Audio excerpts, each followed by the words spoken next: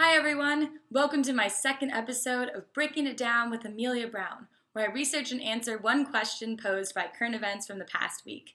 On today's episode, and in honor of this week's Republican National Convention, I take a closer look at Mike Pence, who was announced as Donald Trump's vice president running mate. So, who is Mike Pence? Well, for starters, he describes himself as a Christian, a conservative, and a Republican, in that order. And I'd also add a Hoosier. Born and raised in Indiana, he received his undergrad degree from Hanover College and his law degree from Indiana University. Before he began his political career, Pence hosted a conservative talk radio show where he dubbed himself as Rush Limbaugh on decaf.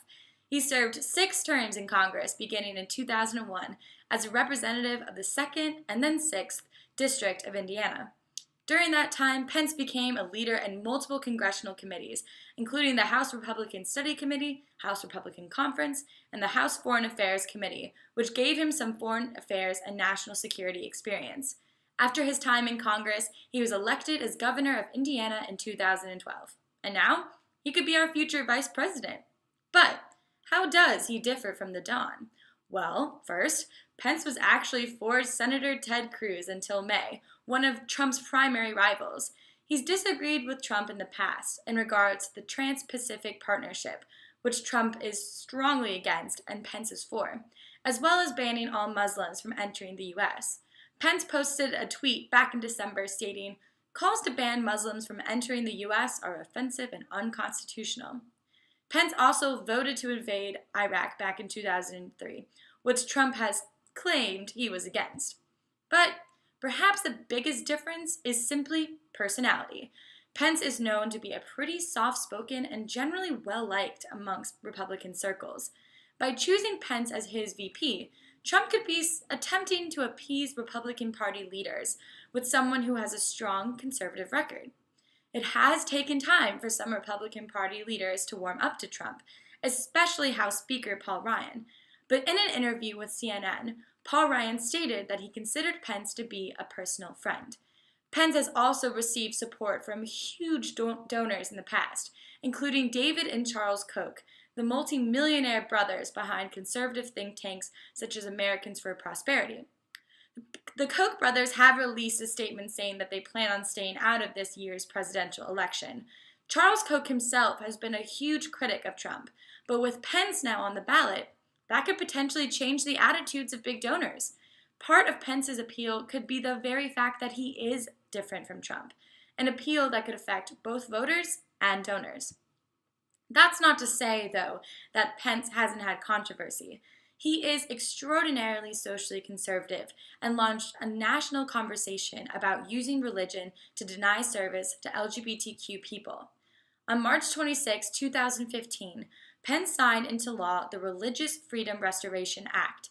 Pence argued that the bill intends to prevent the government from infringing on individuals' religious beliefs and called out former President Bill Clinton for signing similar legislation. But critics of the bill argued that it legally sanctioned LGBTQ discrimination on the basis of religion.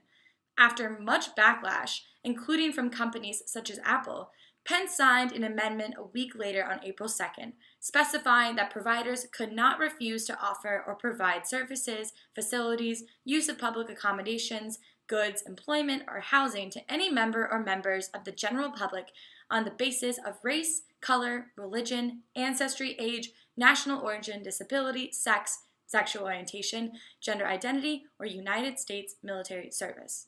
So ultimately, Pence folded and gave in to the scrutiny. During his time as governor, Pence also signed one of the strictest bills regarding abortion. House Bill 1337 prohibits a woman from having an abortion solely based because the fetus has been diagnosed with Down syndrome or any other disability. Another part of the bill states that if the pregnant woman finds out her fetus won't survive or has a lethal fatal anomaly, and she's considering an abortion because of it, she is required by law to receive information from her physicians about perinatal hospice care. Perinatal hospice care is support for parents who find out during pregnancy that their baby has a life-limiting condition and who choose to continue their pregnancies. She must also have documentation of informed consent that she has received this information before she can have an abortion. Only North Dakota and Indiana have these specific restrictions on abortion. But nonetheless, the bill was blocked in June by U.S. District Court Judge Tanya Walton Pratt from taking effect. Pence's policies regarding religion, gay rights, and abortion definitely make him loved by evangelicals and conservatives alike. In terms of economics, Mike Pence loves to cut taxes. During his time as governor, Indiana passed legislation that reduced flat individual income tax rate, or a tax system where one tax rate is applied to all personal income with no deductions.